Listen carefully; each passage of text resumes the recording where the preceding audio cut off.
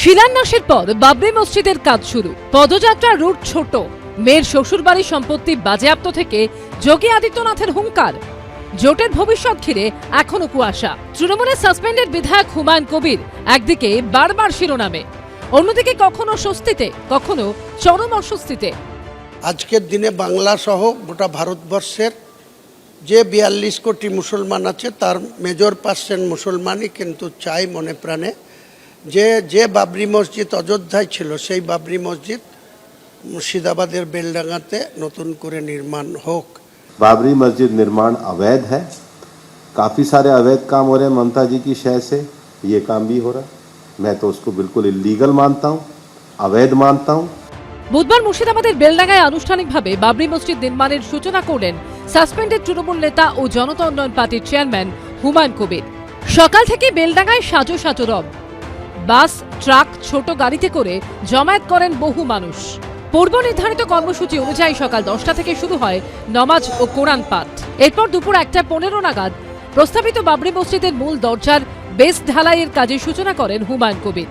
December মাসের 6 তারিখে বাবরি মসজিদের জন্য ভিত্তিপ্রস্তর স্থাপন করেছেন হুমায়ুন কবির এবং তার পরবর্তীকালে তিনি ঘোষণা করেছিলেন যে বেলডাঙ্গায় মুর্শিদাবাদে বাবরি মসজিদ নির্মাণ করবেন এবং সেই মতো আজকের থেকে আনুষ্ঠানিকভাবে একেবারে বাবরি মসজিদের যে নির্মাণ কাজ সেটা শুরু হয়ে গেল। হুমায়ুন কবির তৃণমূলে থাকলে বা তৃণমূল থেকে বিতাড়িত না হলে হুমায়ুন কবিরের আজকের যে বাবরি মসজিদের সূচনা বা বাবরি মসজিদ তৈরি করার যে পরিকল্পনা সেটা আখেরে তৃণমূল কংগ্রেসই বেনিফিট পেত। বিজেপি যেমন রাম মন্দির করে ভারতবর্ষের রাজনীতিতে বেনিফিট নিচ্ছে, তৃণমূল সব ধর্মকে, সব উপাসনাগারকে সম্মান করে, কিন্তু তৃণমূল বেনিফিটের জন্য এগুলিকে ব্যবহার করে না। মানুষকে পরিষেবা দেওয়া, উন্নয়ন, প্রত্যেকটি পরিবার, প্রত্যেকটি এলাকা, প্রত্যেকটি পরিবার, প্রত্যেকটি মানুষের পাশে দাঁড়ানোটা তৃণমূলের কর্তব্য বলে তৃণমূল মনে করে এবং মমতাদির নেতৃত্বে সেই কাজটা চলছে। এরই মধ্যে বিজেপি শাসিত উত্তরপ্রদেশের মুখ্যমন্ত্রী যোগী আদিত্যনাথের গলাতেও হুঙ্কার শোনা গেছে। बाबरी ढांचे का पुनर्निर्माण कभी होना ही नहीं।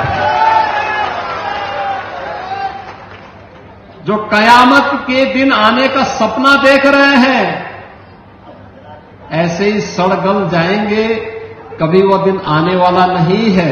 বাংলার কোনো শক্তি নাই, ভারতবর্ষের কোনো শক্তি নাই বাবরি মসজিদকে রুখে। বাবরি মসজিদের নাম নিয়ে আপত্তি তুলেছে একাধিক হিন্দু সংগঠন।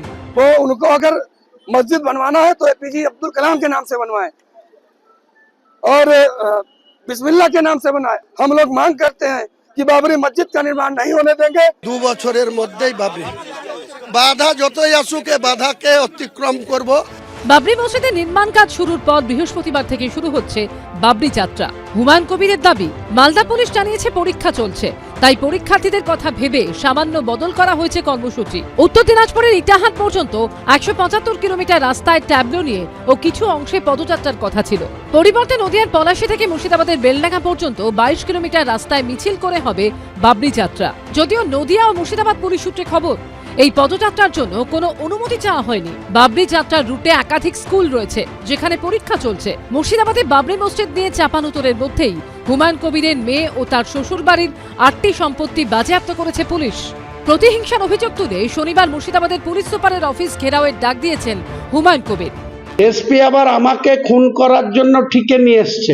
আমি রাস্তায় গাড়িতে যা আশা করি সেটা দুজন সুপারি কিলারকে এসপি বরাত দিয়েছে যে হুমায়ুন কবিরকে গাড়ি অ্যাক্সিডেন্ট করে খুন করে দিতে হবে। এরই মুর্শিদাবাদের পুলিশ সুপারের কোনো প্রতিক্রিয়া এখনো পাওয়া যায়নি। পার্থপ্রতিম ঘোষ ও রাজীব চৌধুরীর রিপোর্ট, এবিপি আনন্দ। এবিপি আনন্দ, এগিয়ে থাকে, এগিয়ে রাখে।